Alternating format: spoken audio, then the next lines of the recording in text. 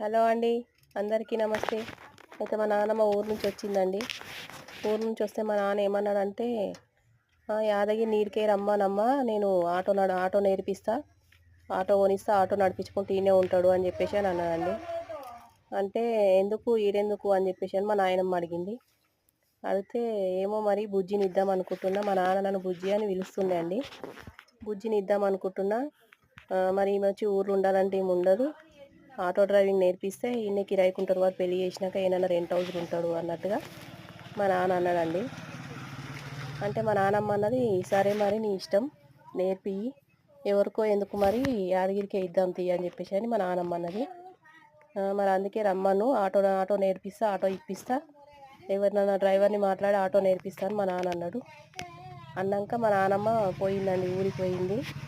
మా బావ చెప్పిందంట రమ్మని చెప్పేసి అని.